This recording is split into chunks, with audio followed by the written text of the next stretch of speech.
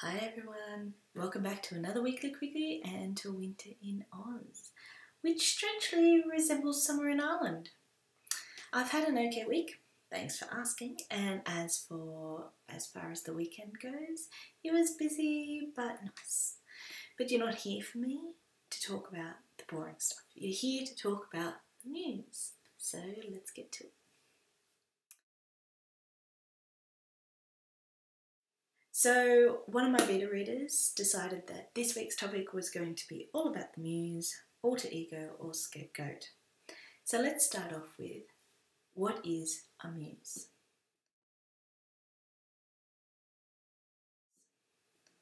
According to the dictionary, a Muse is a person or personified force who is the source of inspiration for a creative artist.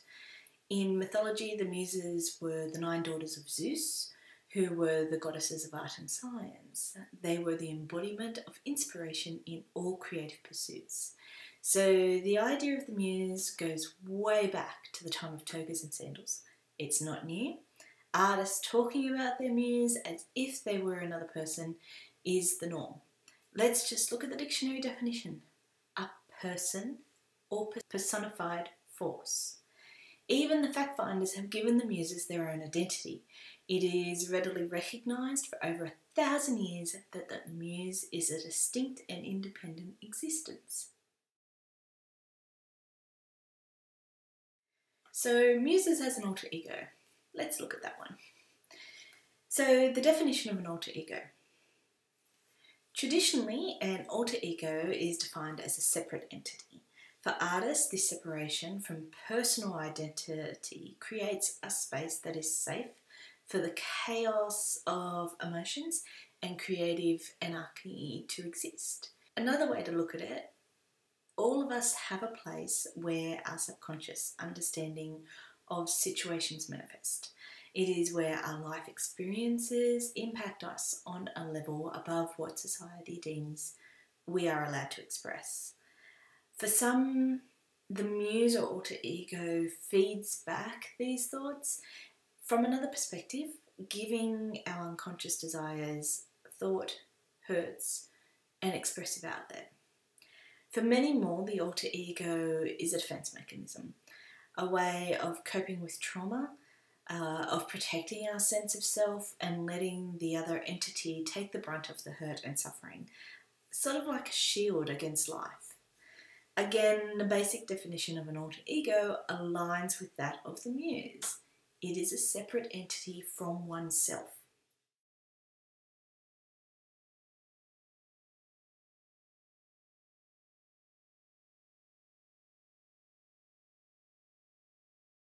So let's look at the Muse as a scapegoat. A scapegoat is basically a whipping boy, the person who is burdened with the sins of another. Basically, by calling an artist's Muse a scapegoat, you're calling their Muse a victim. Now, let's refer to the above definitions of a Muse and alter ego. They are clearly defined as being a separate entity that inspire and or protect the artist. I don't think something that can be described as a personified force would appreciate being called a victim. In fact, I know my Muse would damn well slap anyone for suggesting she is too weak or capable of taking care of herself. With that being said, let's now talk about my Muse. So my Muse has been around for as long as I can remember. I couldn't pinpoint the moment in which I recognised her being there if I tried. And I certainly couldn't tell you when we started talking as if we were friends, having a coffee. I can tell you that when I needed to escape reality, the Muse was always there to take me away from it. The Muse has her own personality, and it's very different to mine, and at the same time similar enough that the line between her thoughts and my thoughts can often blur. I think the best way to describe my Muse is as my twin that's frozen in time. Unlike me, she stopped aging at 17. Her physical presentation and her attitude hasn't really matured beyond that age. I'd say she's 21 at most. I definitely identify the Muse as an alter ego, and I might even go so far as to call it sort of like a split personality. We argue a lot. She gives me more attitude than my actual daughter, and she has no issue with all the vices that I hate. My muse could be diagnosed as a sociopath because she hates everyone except me. Despite the fact that she wishes she was in charge occasionally and the regularity with which she gives me the bird, when I'm sinking into the misery of living in constant physical pain, it's the muse who grabs my hand and brings my head above water.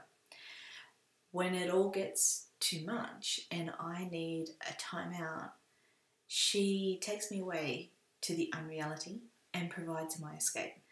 Bitch that she can be, she protects my mind, gives me what I need to cope and the recuperation that I need to keep on fighting. Having said that, she also gives me nightmares that could drive a sane person nuts sometimes. I guess that's the cost of an overactive imagination. I asked a few other author friends to give me their perspective on their muse, and some of them kindly participated. So the first author was Mama Maggie Foster, as she's known to the International Wildflower Pack, or on Tableau or Pick Fun. She's also known as Penumbra Mine on Inkit, Sweek and Wattpad. Mama Maggie is a post-stroke mum who started writing as part of her recovery. Her muse is a concept about reactions to events and choices made afterward. And this is what she has to say about her muse. My muse is becoming better, not bitter. My muse is about overcoming trauma, no matter how great or small, with purpose, choices and baby steps. Sometimes it works out, sometimes not so much. Sometimes the results are a mixture of good and bad, bittersweet like chocolate without enough sugar and cream, like horseradish mixed with honey. I have no idea what that tastes like. My muse is the point at which the shadow is surrounded by light and fades like my pen name. Trauma happens to all of us at varying degrees. This could be anything from a little white lie told by a friend to having the sovereignty of one's body and soul violated. The choices we make after, both consciously and unconsciously, affects the rest of our lives and everyone around us, even the most insignificant of things. We become what we choose to become. We overcome to become better, or we poison ourselves and sometimes those around us by becoming bitter. The good news is we don't have to stay bitter. We are living things and have the ability to choose to change or not to change, to grow flowers or thorns.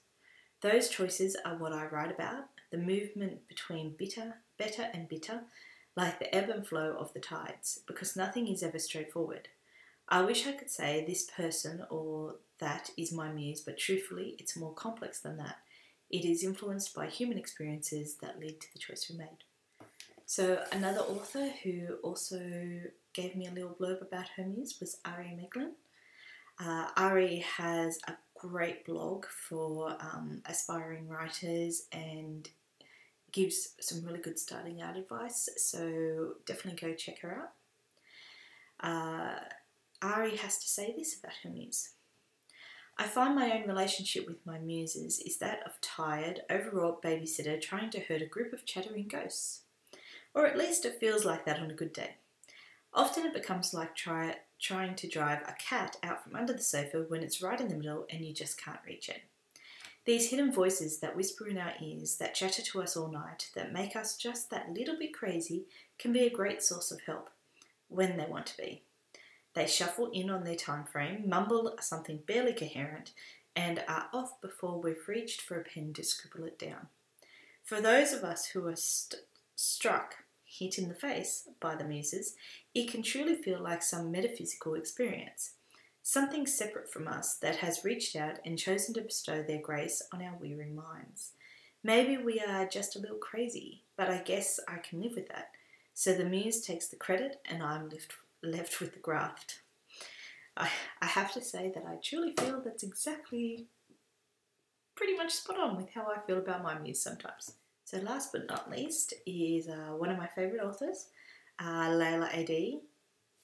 You can find Layla on Wattpad. I've listed the links for all these authors down below, but definitely go and check them out. So Layla has this to say about her muse. When I first heard the term muse mentioned by authors, I felt that it was initially a living person, and then I had to Google the word. I wouldn't really say I have a muse per se, but I do get the random flashes of scenes, characters and idea, which makes it impossible to work on anything else. I get inspired to write the scenes, often during sleep, and I can barely focus if I don't get them down somehow. I would love to say the muse is a scapegoat for all the crazy things and plots, but the reality is the muse is the reason, fuel behind the madness. I get a flash of a scene and then boom. Please believe I won't rest easy until it's written down and only in the way it was envisioned. Meh. Any story plans I have written become moot.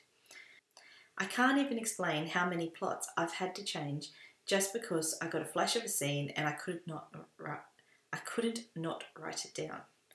It's annoying and frustrating, and sometimes the ideas just have to be shot all the way down because apparently sex and violence are the top of the muse's agenda.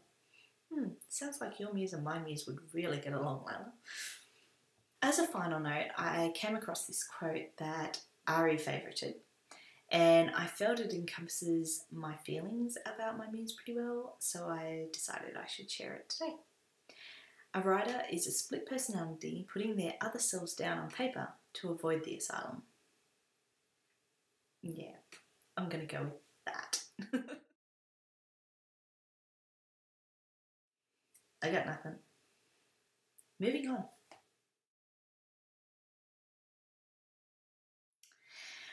So next week's topic is playlist for books. We're going to talk about the sort of music that inspires my writing and have a look at some of my playlists maybe, if you're lucky.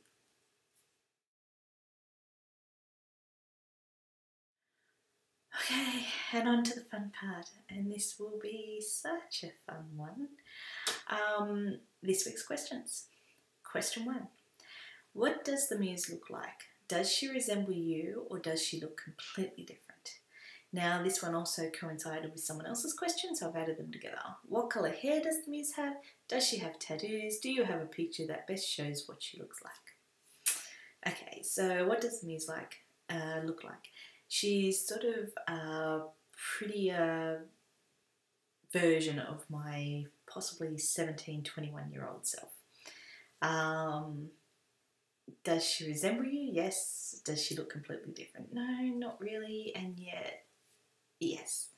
I don't know, I guess she's the perfection of what I would have liked to have looked at that age maybe, or maybe she looks like what my twin should have looked like. I don't know.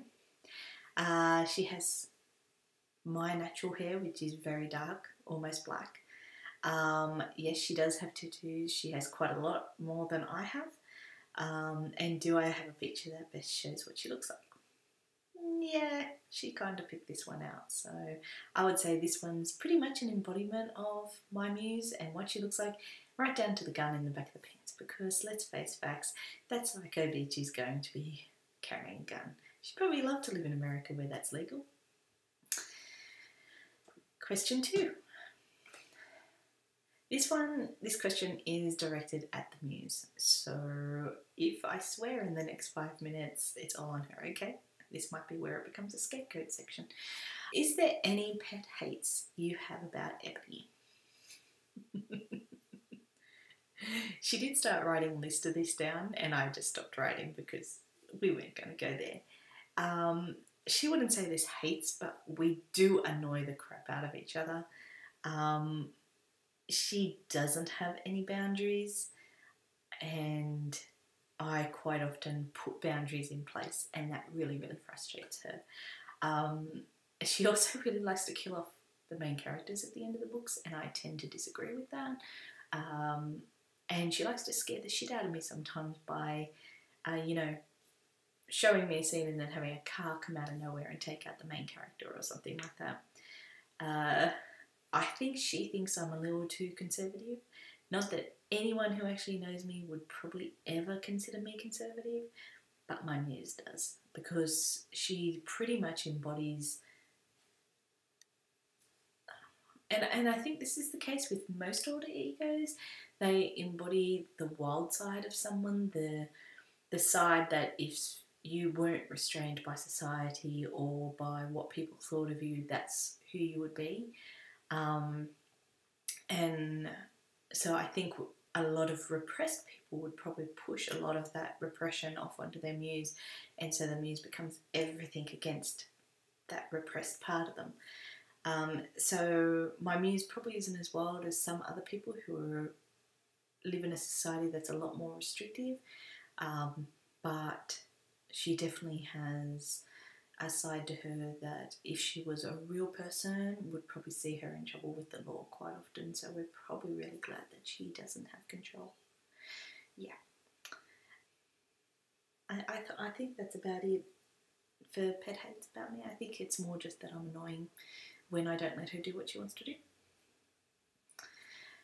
Question 3. You said the muse can be distracting. How do you cope with her? Look, I think it's sometimes, if there's any mothers would probably understand this one, sometimes it's like having the 5-year-old tugging at your skirt trying to get your attention when you're really, really trying hard to concentrate. And eventually it's give them the iPad or the electronic babysitter, as I used to call it, just to get that 5 minutes of peace, grace sort of thing. Sometimes when the muse is insistent about me writing down a scene, it's literally going to come down to me writing at least a bit of that scene down, or at least writing the outline of the scene down, and that will appease her. Other times she's just going to sit back there and show the scene over and over.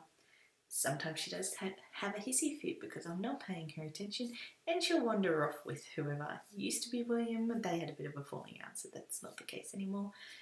When she really gets pissed, she like takes vacations to Hawaii or whatever and just forgets about me altogether, and I have to wait till she comes back, all relaxed, chilled and ready to participate again. Maybe she's going off and being amused to someone else. Who knows? Question 4. Does the muse have any dirty little secrets besides banging all the male characters and maybe some of the females too? Look, I think the muse pretty much puts how she feels down on page about things. If she's carrying any secrets, it would be mine. And we don't really keep secrets. We're pretty much an open book to how we feel about things, and I would say that there is a lot of her coming through in our female protagonists. But yeah, I don't think she has any dirty little secrets. Whether, as for the banging of the male characters, I'm not going to deny that. We all know she had a real thing with William there for a while, so yeah. Question 5. What character in all of the books is the muse's favourite? Well, it used to be William. We know that from contests. He was one that she was really obsessed with for a while, and they had a falling out, and I don't even know what it's about, but she refuses to work on the Book of Comtesse again because of whatever happened there. So I actually gave up on that book, not getting finished, because she refused. She was just like, no, not going there, not dealing with him, not happening. So I would say her next favourites would be Nero from Mortless and Egan from The Old King's Daughter. And I can't really blame her for those ones either. She's really taken a shine to Zixon, actually, from Fast Hearts. And I'm wondering if he's the more modern version of William, and that's why, but I'm not sure. But she does like the bad good boys, if you know what I mean. Okay, question 6. Muse, if you could give yourself a name, what would it be? Now, we've actually had this conversation since Mel asked us if the Muse had a name. And we've been throwing around a few names. And my alter ego used to always be Rose Angel. So I said to her, well, is that your name? Like, because you're my muse, you're my alter ego, would you be Rose Angel? And I think Rose suited her for a long time there. But we recently came across the name Arrow, the potential of having Arrow as a name, and that's purely because someone wrote my name down wrong. I don't know how that happened. My name sounds nothing like Arrow, but they wrote it down as Arrow.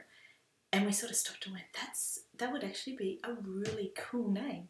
And since that, I think she's taken to that. She either wants to have a character. Hello, Bonnie. Hello. Hello, little man. She either wants to have a character named Arrow in a book coming up, but I think she's taken to the shine of having that as her name now. So she might be Arrow. Okay. Question 7, last one, not related to the Muse. If this hasn't been covered already, will we learn more about Sass's father? So Sass is from the book Phased. She's the main protagonist in that book. And the answer to that, yes, it has been covered in a previous one, but I'll answer it again. The answer is yes, you are definitely going to learn more about Sass's father, and he will turn up on the scene either in late book 2 or early book 3. But they're already starting to talk about him in that book, so Sass's father is definitely going to make an appearance, and we will learn more about him. Okay, so that's all I have for now. Thank you for watching. Don't forget to send any questions for next week's topic about playlists or any other questions you want to ask to me by Wednesday. Just use the Weekly Quickie form on my blog, and you'll get to see them answered next Sunday. Okay, all the important links you can find below, including how to find the other authors who participated today by sending me in what they thought of their muses. I hope you all have a great week, and I'll see you later. Bye.